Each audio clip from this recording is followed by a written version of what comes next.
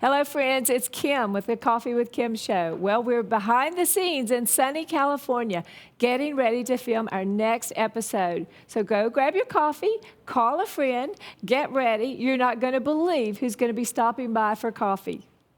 And I've got the joy deep down in my heart.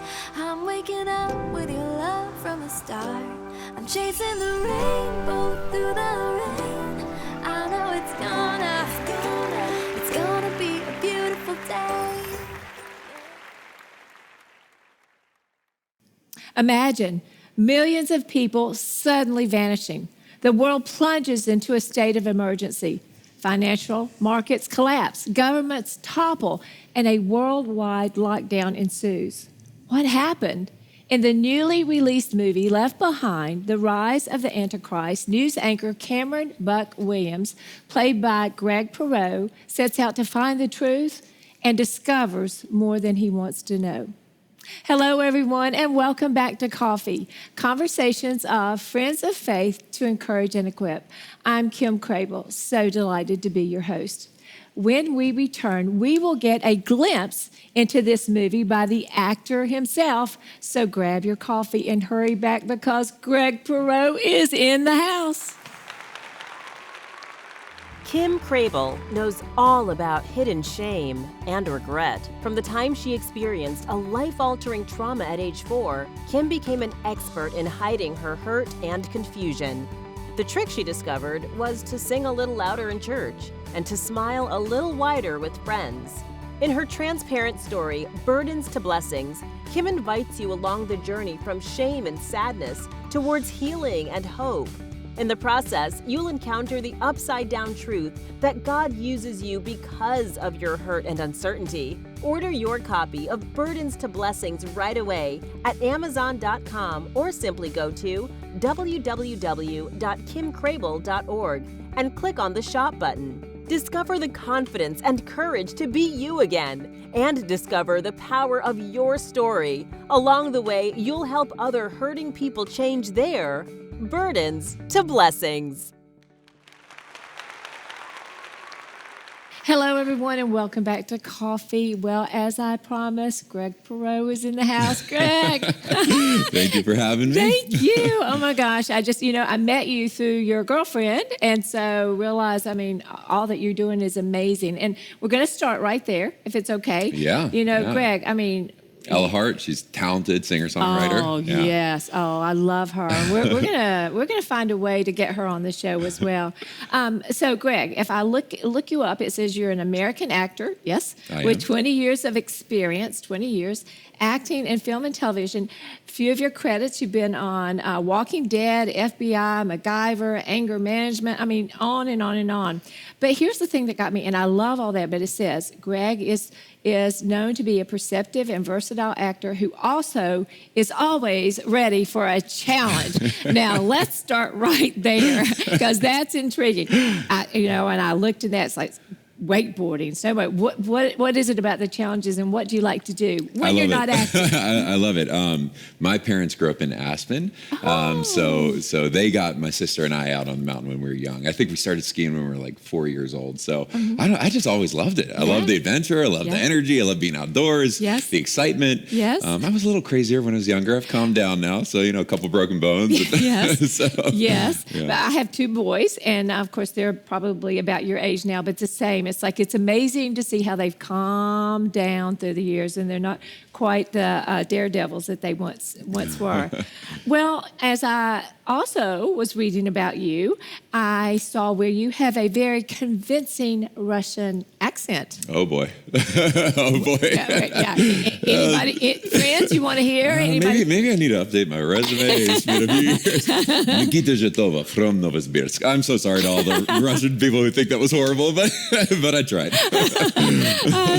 Where did you learn that? Was that for a role? So it was for a role. I was probably 16 years old, and my parents always had foreign exchange students, and so we had a Russian foreign exchange student stay with us, and her brother actually got on the phone and coached me for this role. So it was a tiny little thing, but I ended up booking it, so it was a lot of fun. What a great family. To do that. That is great. Yeah, so, they're awesome. So that leads right into my next question about acting. You said 16. When did you start? What gave you the bug to do that? I'll keep this short, but it was kind of a funny story. Summertime, all I want to do is go out on the lake or play football or do something like that. And my mother convinced my buddy and I to audition for this local dinner theater, 7 Brides for 7 Brothers. Oh, yep. And I did not want to do it at all. And then my buddy actually convinced me to do it. So we went up, somehow got the role.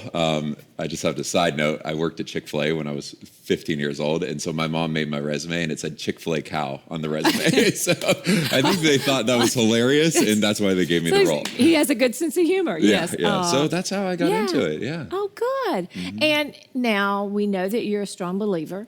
So what kept you, that had to be really going against the grain, I would assume, you can tell me, in the secular world, being a believer.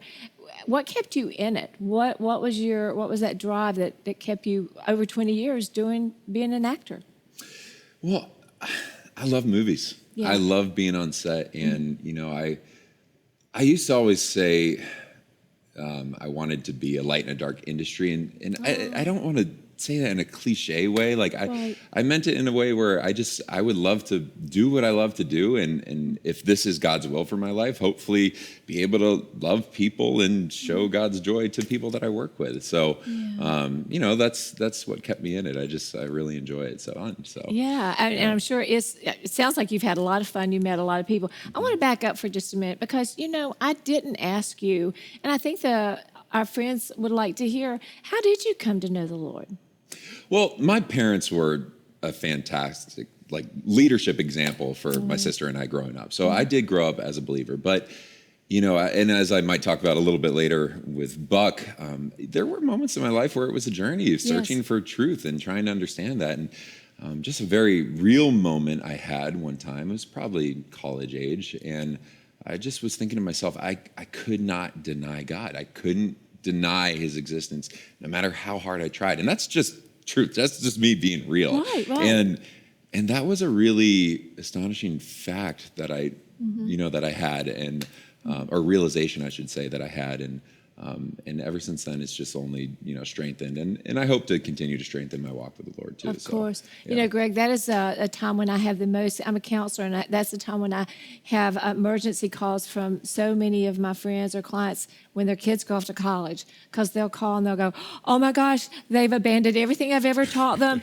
They don't even know if there is a God, and they're just a bundle of nerves. But I say, this is a good thing, because they need to believe in God because they believe, not because they've been taught. That's the first step. But just like with you, it comes to the point to where you have to have your own journey with him, don't you? Yeah. You're raised in it, you're taught it, you see your parents live it, you admire it, but there comes a point where you have to, and a lot of times that's when kids go away to college. It's like, what do I believe? And it's okay to take that journey. I mean, it's a must, actually, to take that journey to, what do I believe? When everything else is falling around me, what do I want to stand on?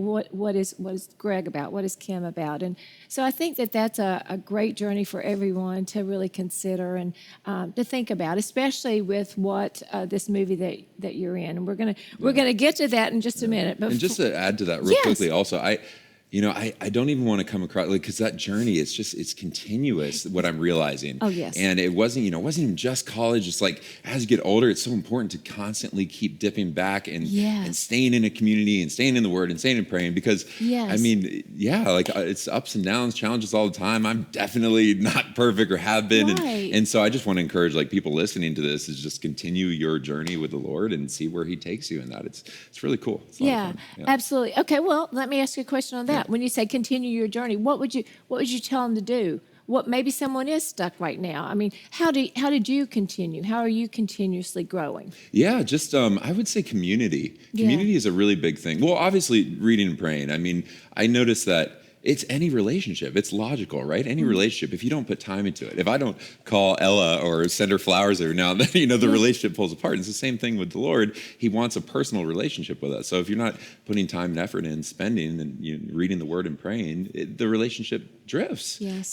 That's factual. Yes. And so I just encourage people to do that first and foremost. And secondly, having a good community, because when you don't have that, it's very easy to kind of, I don't want to say drift, because he's always there with us, but you know what I mean? Just kind of not always focus on what you should be focusing on. Absolutely. So, yeah. And I think we do drift. I don't think he does, but I think we drift.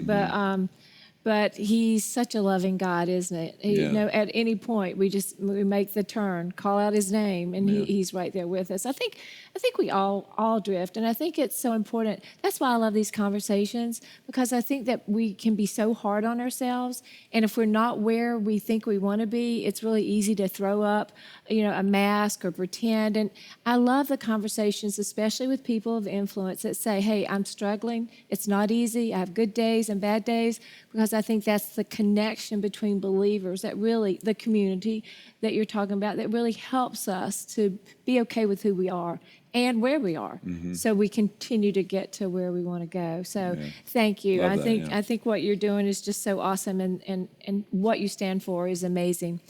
Okay, so there are a lot of other things I wanted to ask you, but I'm going to slide through that because I want to watch the trailer of this upcoming movie. Cool. And we need to talk about that because it is amazing. So let's watch the trailer, and then we're going to come back and talk about that, okay? Awesome. The new Cool. movie. If someone had told me that millions of people were just going to disappear, I, like you, would have said they were crazy. Was it the rapture? Yes. Yes, it was. Are you sure? I mean, are you really sure? I saw it happen. Those weren't vanishings. It wasn't the rapture. The rapture was debunked on the first day. The second wave of vanishings has thrown the financial markets back into chaos. Trust me. You want to make sure you're on the right team. You're already teaching them the art of fake news? I just wish I could see you one more time.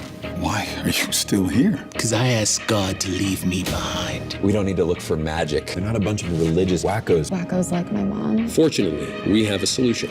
We can implement Eat and Pay worldwide in a matter of weeks. Welcome to the future.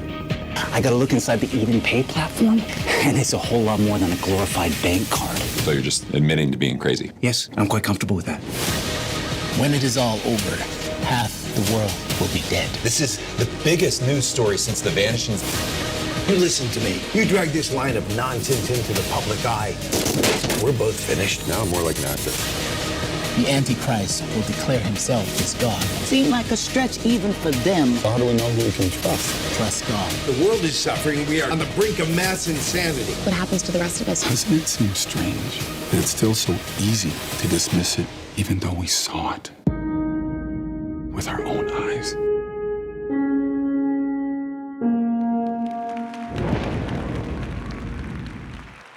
Greg, that's intense. Tell us, when you see that, what do you think? I mean, what do you think when you see that? I mean, how did you get to that role, and tell us about it? Well, first off, when I first saw the trailer, I just got excited. Yeah, that's yeah. the kind of the fun part of Yeah. getting to do, which living out your dream and doing Yes. stuff. So I'm just really thankful and blessed for the opportunity to do it. Yeah. In terms of, I guess, just preparing for the role, it was a quick turnaround, so it didn't have the most time in the world. But I was able to kind of, have some conversations with Kevin Sorbo to kind of clarify some things in my journey of breaking down the character and the storyline and the arc. Also, just revisiting the books, revisiting the movies, and then there was a few other personal things that happened in my life right at that time that were very heavy, and I, without going into detail, I was able to use some of that and just bring it into the character through some of those more emotional, intense sides. And I don't know, it's just, just did what I could with the time that I had and jumped right in. And thank goodness, I mean, Kevin was an awesome director. I had a fantastic team around me. I got to work with some amazing people, Neil McDonough, Corbin Burnson, Sarah Fisher. Yes. So it was cool. Everybody on set, the cast and crew alike, they just really helped out and made it happen. So So I'm assuming that when you're doing something like that, you just kind of you step into that world, right? And then when you go into that world, does it seem so? I mean, we know according to Scripture in 1 Corinthians, it says 1 Corinthians 15:52 says, "In a flash, in the twinkling of an eye, at the last trumpet, the dead will raise, and we will all be changed." You know, the rapture is real, whether people want to believe it or not. So stepping into that, what did that do toward your relationship with God, or the way you want to project the rest of your life? Yeah. Was it that intense to you? Yeah, it really was. There was a lot of moments that were surprising because, it's a combination of you're there to work, you're there to tell a story, and Right. you have the real world things of, just making sure you're prepared and all of that. But then an interesting thing to that point, last night I saw it with my sister for the first time. I didn't want to see it before the theater, so I saw it for the first time. And she even told me, and I agreed, after watching it, it really moved us, even though I was watching some of myself on there, I still like the storyline when it all came together. It really moved us, and it challenged us as believers to think about, wow, this is our reality. So how are we going to live our lives? How are we going to place that urgency to tell others about Christ? And is that the challenge, to tell others about Christ? Is that 'cause the urgency? I mean, that when I watched the parts of it that I could watch, I mean, it is our reality, and you see signs. The Bible says that no one knows when it's going to happen. We can't project. So, we have these people out there going, it's going to be this time or that. The Bible clearly says we can't, but he says that we can see the seasons and to not be caught off guard. How did that cause you to change the world as it is? And what challenge did that bring into you? Because I know it definitely has lit a fire under me, because, in lots of ways, in good ways, in that, wow, not the destruction, but, the rapture is going to come. My life is going to be, but for the others that are left behind, I just can't imagine what that must have been like, or what that's saying to you.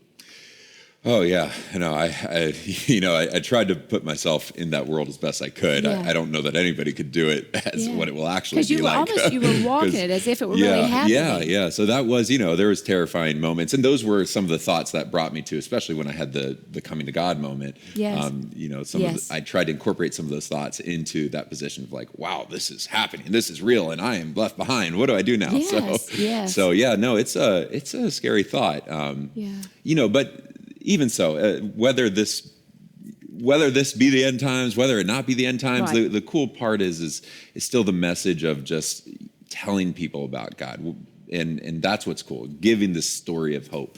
So that's what's exciting to be a part of. Yeah, someone asked me one day, Miss Kim, do you think that this is the end times? And I thought about it a minute, and I said, well, if it happened to be, what would you be doing differently? Because that's the real question, because we really don't know. But, how is it supposed to change us in the urgency of what we're supposed to be doing as believers? Well, take us behind the scenes a little bit. What was a compelling part of it that just that would surprise us about the making of the movie? Well, a really fun part that I got to do. Every actor has that Hollywood dream of the car explosion scene. Yes. So I got to do that, and I was so excited. Kevin walked up to me the very first day. I won't say the number, but he walked up to me and he goes, "We're spending this much on that scene. Don't mess it up." It's the first thing he says to me. So I'm like, no pressure.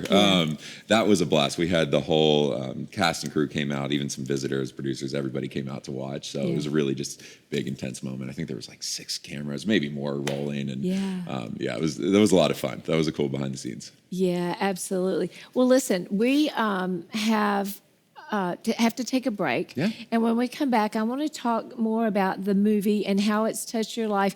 But I also read some quotes that you made about the movie that I want to have you talk to our audience about. What is your prayer for the movie, and what you hope to see, because it's released now, and it's going to be affecting people's lives. And so let's talk about that when we get back, okay? Sounds great. All right, we'll be right back. The most amazing gift one could ever receive is knowing how deeply we are loved by God. Yet it's the very thing we sometimes struggle with and fail to comprehend. To learn more, Kim Crabill will send you this devotional treasure titled Cherished. These pages contain a daily dose of His infinite love for you. The 365 daily readings will help you take your eyes off the day's demands and focus on the God who loves you more than you can ever imagine. God will show us all how active and personal He can be in life as He brings this courage to our lives. We will all discover the joy of recognizing and responding to daily opportunities to encourage and uplift others. To get a copy rushed to you right away, simply go to Amazon.com or directly to Kim's website at www.kimcrabill.org. Hello, everyone, and welcome back to Coffee, Conversations of Friends of Faith to Encourage and Equip. This is Kim Crabill, always delighted to be with you. And, of course, we have you-know-who, Greg Perrow, in the house today, talking about the movie Left Behind. Greg, you know, it's such an intense movie. It's a movie that we know Scripture says is going to happen. I can't help but believe that when it, you know, as people are seeing it, their lives are going to be changed. I read somewhere where you said, in the course of the production, I found myself begging and pleading with the Lord, saying, Lord, let this role speak to people. You know, in the scripture, I think it's Psalms 145:4, it says that we can live a life, do our work in such a way that we leave an influence to the future generations. So these two things are kind of combined when I think about you. So what is your prayer for this movie? What do you want it to say to people? Yeah. I simply just want it to reach as many people as it can. Yeah. I want it to challenge people to just, whether they're believers, to dig deeper. I want it to challenge unbelievers to think about the possibility of what if God's real. So that's my hope and prayer for this. And it's really cool because, you know, I've always prayed for roles. And Ella, actually, my girlfriend, she prayed for roles with my name on it. And the very cool thing is this was such a quick process. And to be a believer in Hollywood and then all of a sudden get an opportunity like this where I can play a character who actually discovers his faith, it's just so cool. It's really awesome. And I'm just very thankful and blessed again to be a part of it and show my friends not only like have fun and go watch an enjoyable movie, but just see a discovery of faith, a journey of faith. So, And people will, many will. Okay, I have to go back to when we were first talking about your family. Your mom and dad must be so proud. What are they saying? They're awesome. They are the most supportive parents. Your mom is going, thank God he was in Chick-fil-A cow. They're the most supportive parents in the world. They're incredible. I mean, you know, my dad driving me 8 hours to either Atlanta. I'm from Virginia, so either 8 hours to Atlanta or 6 hours up to New York for auditions. My mom we call her my momager. She was, before I had any representation, constantly on the phone getting me out.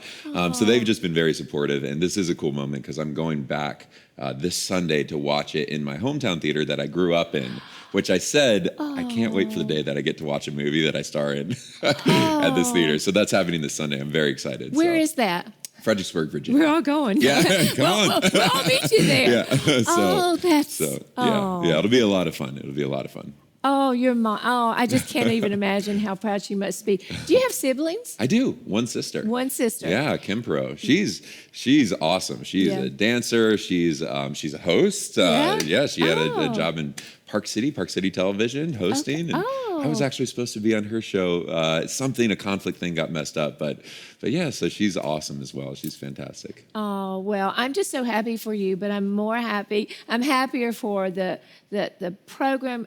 Kevin Sorbo is wonderful. His wife Sam is wonderful. I love their hearts, but to really be able to release this. Now, this movie is based on the original writings, right? Yes. By LaHaye. Jerry Jenkins, Tim LaHaye. Yep. Yes. Yep. And Paul Lalonde and Jessica Parker, they were the screenwriters for the project. Yeah, they're fantastic. Yes. Yeah. Well, it's a great movie. And one other thing that you keep mentioning that we have to talk about is Ella. Let's talk about her for just a minute Yeah. because we've mentioned her, and I know that she's your greatest cheerleader. And she was supposed to be here with us today. She was. Again, just some So conflicts tell and our things, friends so. about Ella Yeah. and who she is, because she has a part in this movie as well. So Ella Hart. She's a very talented singer-songwriter. If you need any music, go look her up. Yes. She actually has 2 songs featured in this movie.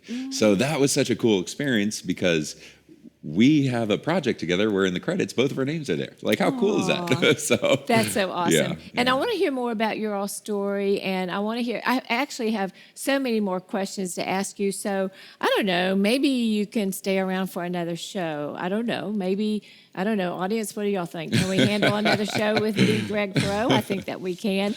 I would like to dig more into some of that. And you'll find out more about that in a minute. But anything else that you want to tell us about, the movie and how what you see it doing in the world? I know Kevin's heart. I know him. I know his heart is so sincere in reaching people for Christ. And I guess at the end of the day, that's what this movie is to really put.